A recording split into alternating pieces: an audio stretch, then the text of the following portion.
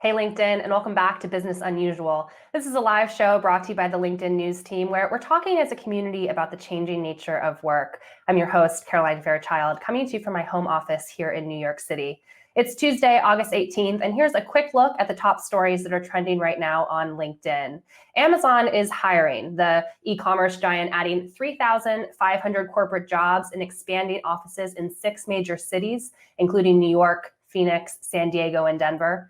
The company is also buying up real estate to accommodate the new workers, including a New York City Fifth Avenue building from WeWork for more than $1 billion. That's according to the Wall Street Journal.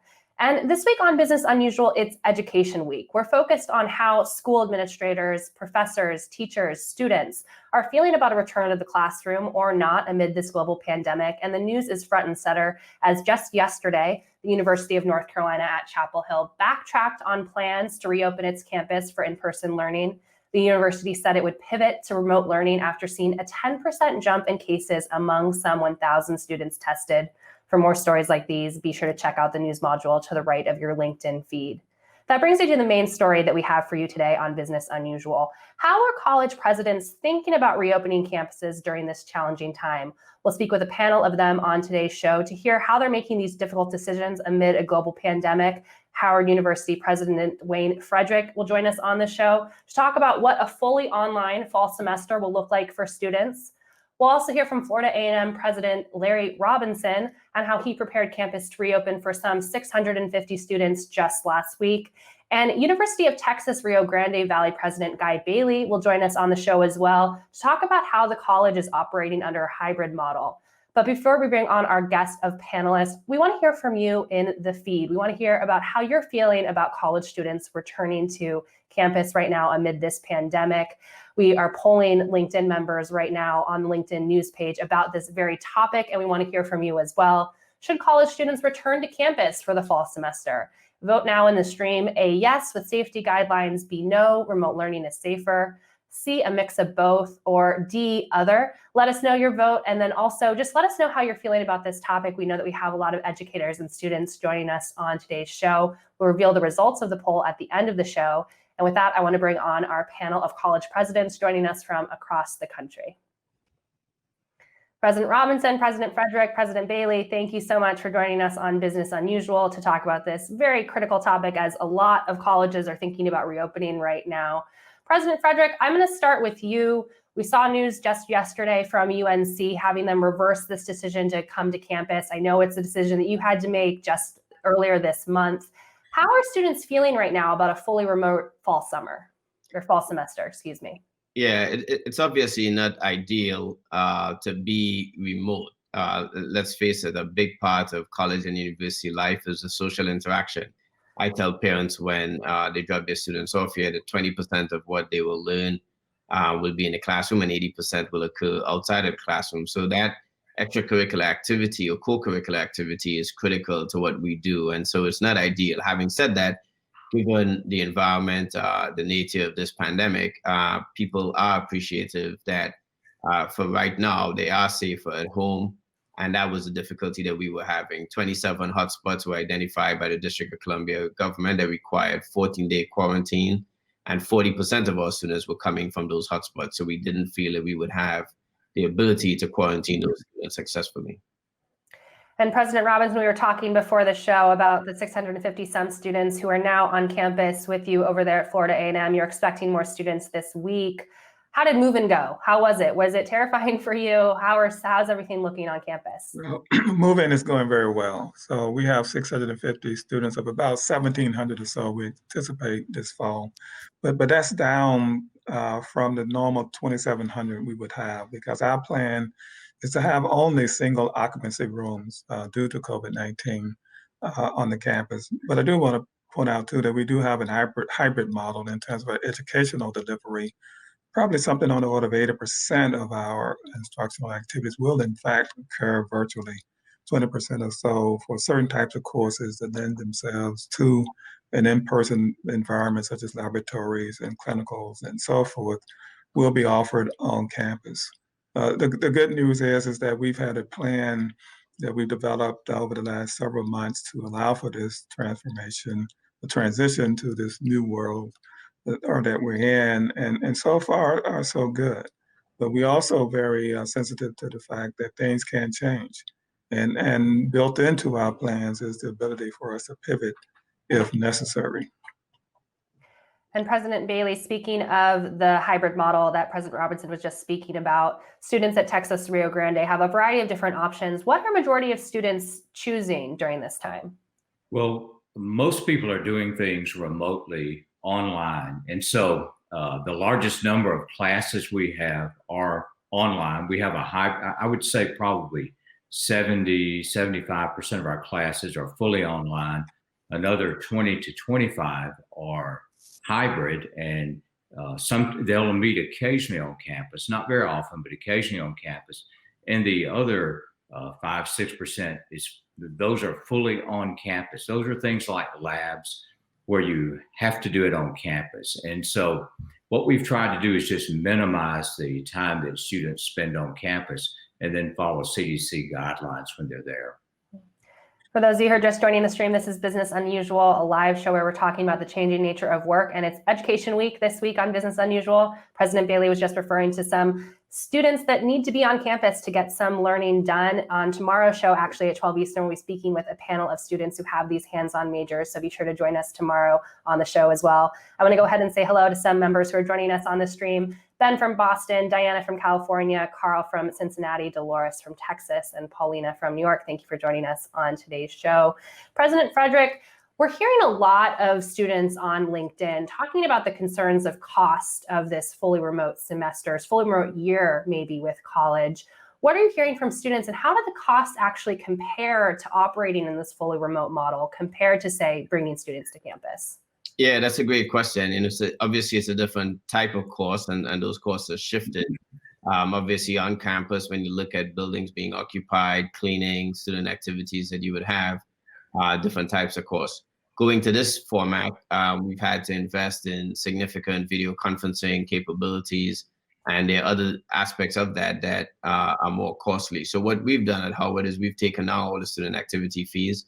That usually also pays the stipends to our student leaders for the activities that they participate in. That's going to come out of the president's budget directly instead of taking student activity fees from students directly. And then we created a HARD grant, a grant, Howard easement grant to assist students and families, where we recognize, because of the disproportionate impact on the African American community that the recession is having as a result of the pandemic, that those students would be part of families who may have lost their jobs, et cetera. And so we've given a $1,250 discount to the neediest students and a $500 grant to other students.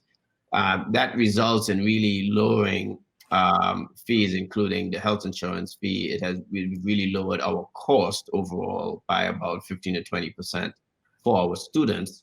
However, our cost for providing this education, since we've kept the workforce intact, is actually up probably 5 to 10%. So there's an imbalance and a gap that we have to close, and we're trying to be shrewd about doing that. President Robinson, how are you thinking about that gap? Because we hear from students that they just can't believe that this remote model, this hybrid model that you're operating against, is actually more expensive in many regards. So how are you addressing student concern while still being able to bring professors back and have them have the technology that they need to teach in this hybrid model? Yeah, so Caroline, the first thing is to make sure everybody understands that the quality of the educational programs are just as great in either mode. But there is a misconception sometimes about the cost of virtual versus in person. You know, we still have to pay faculty, we have to provide for the technology, et cetera. And we're doing that. But actually what's even more interesting, as President Frederick alluded, is that we're providing additional resources to support students who have technology needs, faculty as well. And the first transformation that occurred back in March, we actually provided somewhere on the order of 500 laptops to faculty and or students through funds that we had. This was prior to CARES monies being available, as well as the generosity of alumni and others who contributed to a program that we've had for some time that we call FAMU Cares. We're doing more of that. You know, we're using our monies as well as CARES Act monies to help the students deal with the financial hardships that they have now and that we anticipate that they may have into the future. due to the nature of the pandemic's impact on employment, 40 million plus people impacted one way or the other. And we believe that in this demographic that we serve, the impacts of that will be much longer than perhaps the general population. And President Bailey, I understand that a lot of students at Texas Rio Grande are commuters. They aren't on campus. They have jobs elsewhere while they're taking classes there. What are you doing in terms of offsetting concerns on cost? You know, one of the things we're doing, we actually this summer provided about 3,000 jobs for students. Many of them lost their jobs at Walmart or Whataburger or something. So we were able to provide some support for jobs. We provided a summer incentive package that reduced their costs for summer.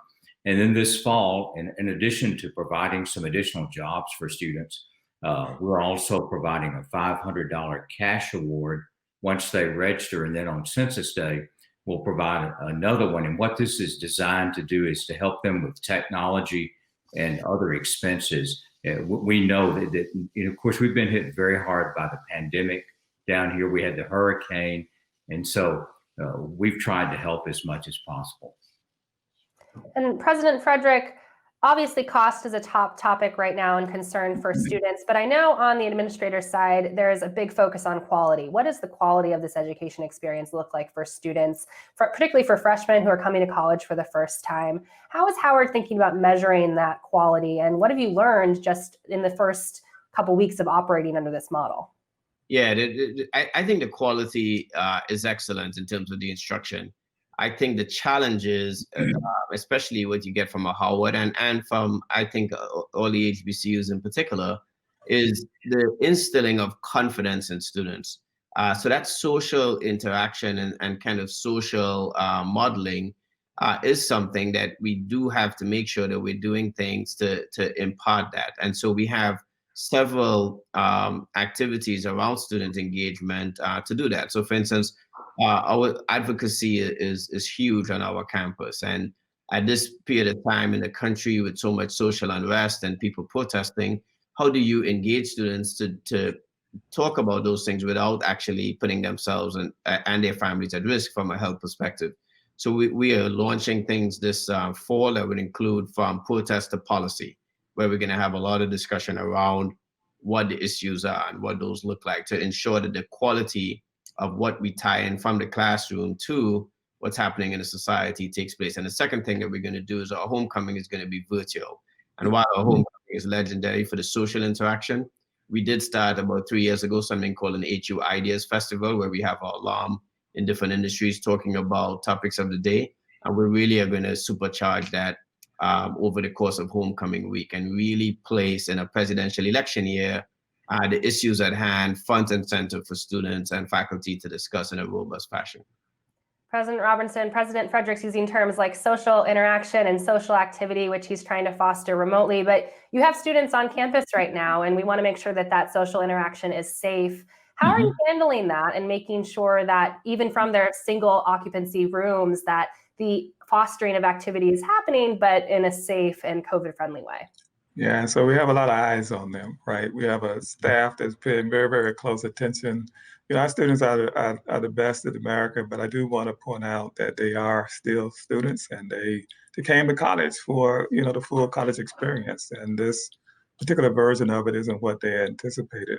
However, what we've done is provide for them, whether they're in the virtual mode or here on campus, the services that they need to be successful. And that's extremely important, we believe, to their well-being. It just so happens that my colleague, the president of Florida State University, and I developed an op-ed to just convey the message to everyone that we have a shared responsibility here.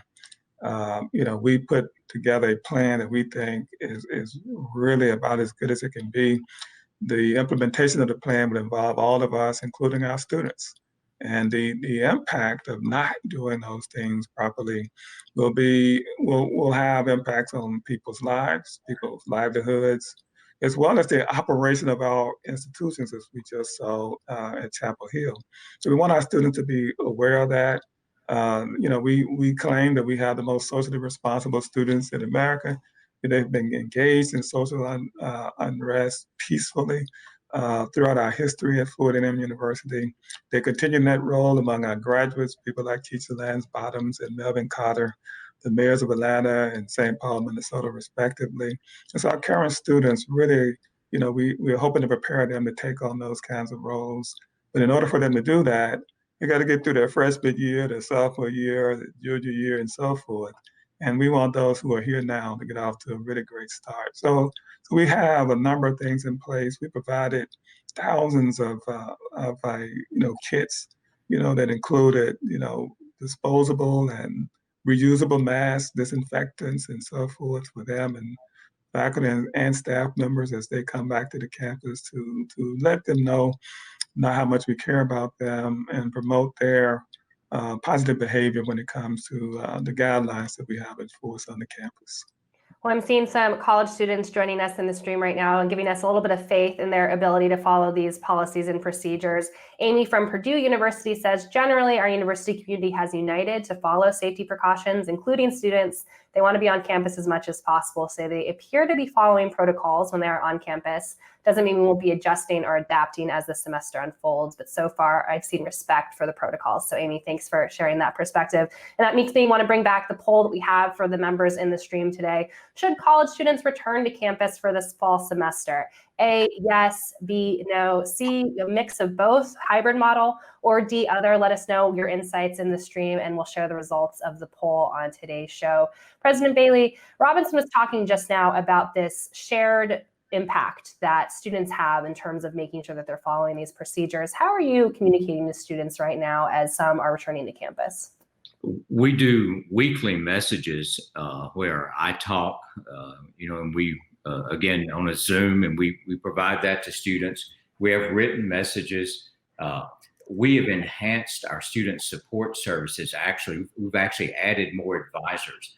And so we've tried to make sure that all of those support services are there, both on campus and virtual for students. The Valley has been such a hot spot of COVID recently that I think our students are taking this seriously anyway. There's nothing like having a family member have COVID-19 to help you understand the seriousness of this. And so because it's been such a hot spot in the Valley, we think our students are well attuned to it, and we think they'll be terrific this fall.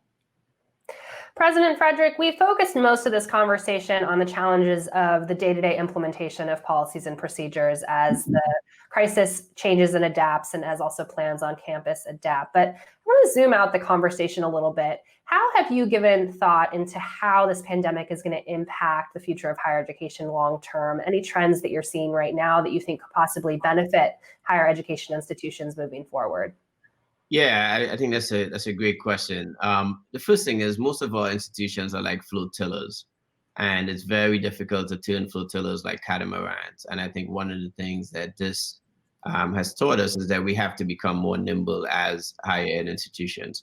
It's complicated. We're complex environments with lots of different constituents.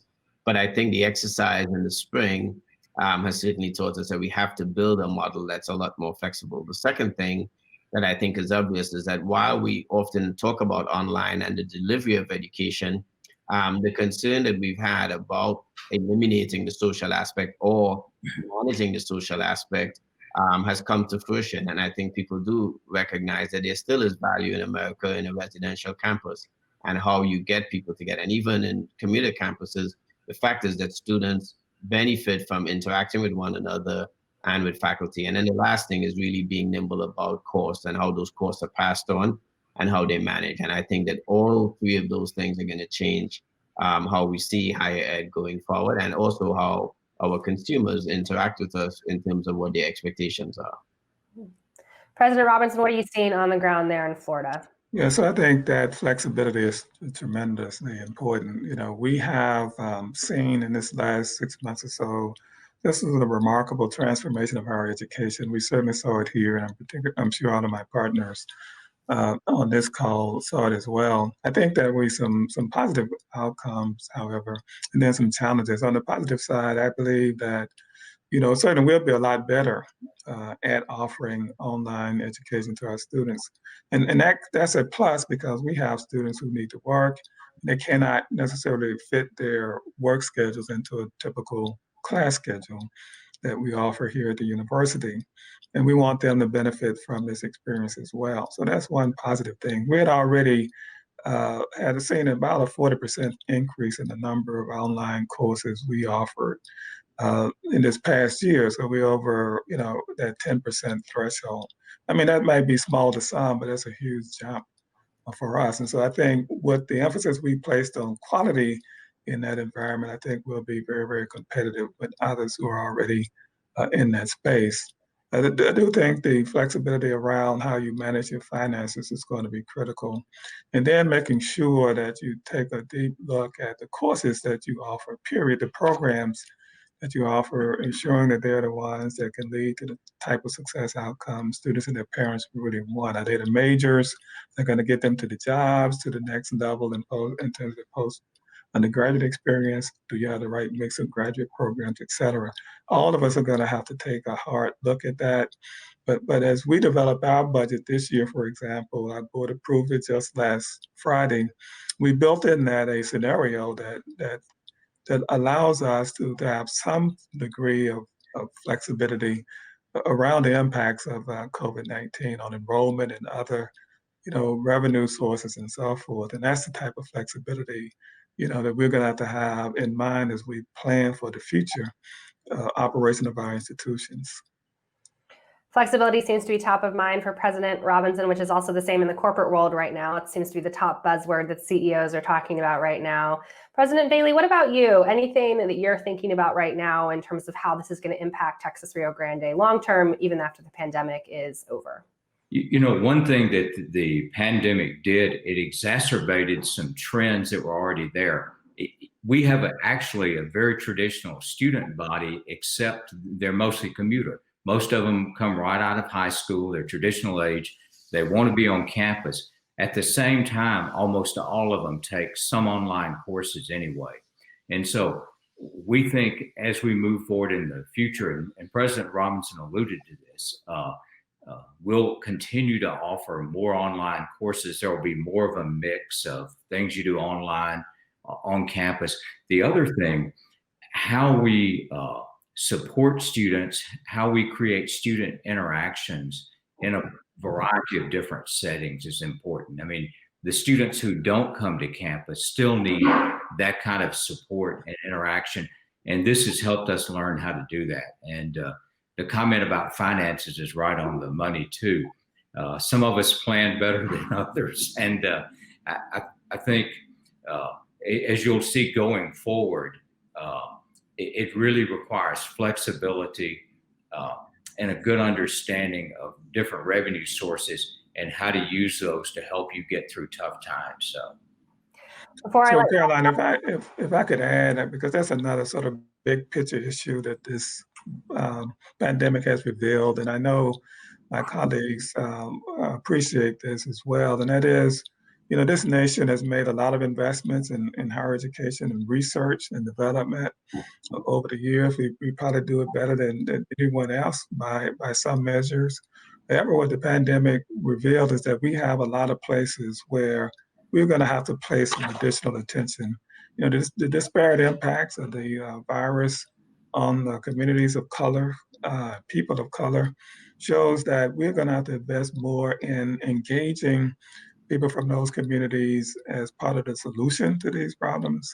And we have the faculty, staff, and students at our institutions to help serve this nation in that capacity.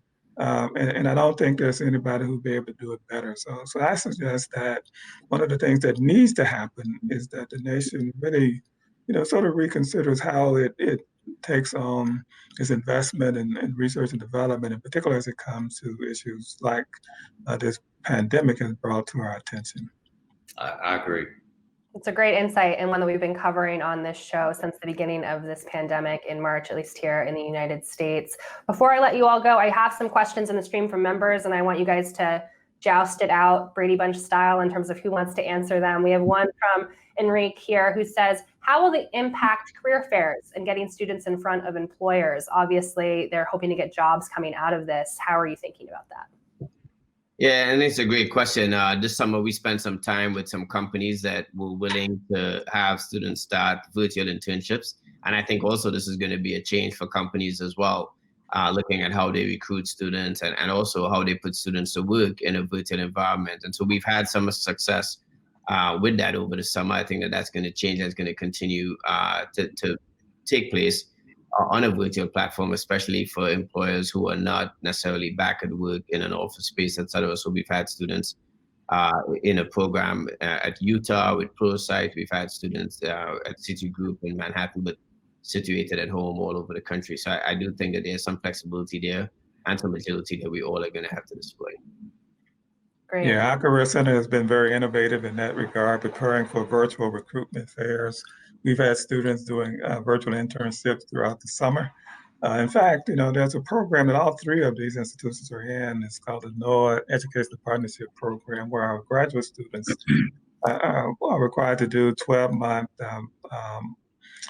research experiences at NOAA, National Oceanic and Atmospheric Association's laboratories. And even the federal sector, which employs a lot of folks, as you know, they've adapted by allowing our students to do those experiences virtually as well. And I do think that that has been a tremendous benefit to us. Actually, University of Texas Rio Grande Valley is one of the members of the center that we run here, the Center for Coastal Marine Ecosystems, and is a very, very important program that looks at these coastal issues around the country. A lot of that work can't be done virtually, though. You need to get out, get into the coastal areas and do research and so forth. But I think we have really benefited from the ability to do some of that virtually this past several months. Yeah, absolutely. Absolutely. We just hope that the number of jobs that are available picks up. I mean, and again, that's tough on our students because many graduate and the jobs simply aren't there right now. So we've tried to help them continue their educations in graduate school, provide them with a grant advance. This is a great time to do it. If no job is available, it's a good time to get your advanced degree. And so as the economy picks up, we hope we'll have our students prepared to move into it. Well, I'm sure the members in the stream agree with that sentiment. President Bailey, President Robertson, President Frederick, thank you all for joining us on Business Unusual today. Celeste says that she misses the college learning experience and she's finding remote learning a little bit challenging while facing Zoom fatigue, but I know it's free for all the students and members in the stream, and say thank you for keeping everyone safe and making these challenging decisions during this time. Well, thank you for the opportunity to speak today. That was our panel of college presidents from across the country talking to us about the variety of different decisions that they're making when it comes to reopening campuses around the pandemic. I want to thank them all for joining us on today's show. And that brings us to the poll, then the results of the poll that we had for you today in this stream. Should college students return to campus for the fall semester? We saw a variety of different responses, but it looks like no, remote learning is safer was how a vast majority of members in the stream and on LinkedIn news page are feeling right now. We have votes from Nilla, Rob, Trent, Malika, Brooke, Elaine, and Matthew all saying no to this returning to campus. Zara, Sally, Heather, Wylan, Catherine, and Shelly and John are saying yes. And then a mix of both, we have votes from Luke, Dolores, Karen, Clark, Lethan, Rhonda, Tom, Twana, and Diana. And thank you all for voting in today's poll. This is Business Unusual, a live show coming to you from the LinkedIn news page every weekday at 12 Eastern. Tomorrow, my colleague Susie Jackson will sit down with students themselves who are discussing what virtual education looks like for them, particularly if they have a major that requires a lot of on-hand instruction. It's a conversation that you're not going to want to miss, so join us back here on the LinkedIn news page tomorrow, 12 Eastern. I'm Caroline Fairchild. Thank you so much for joining us.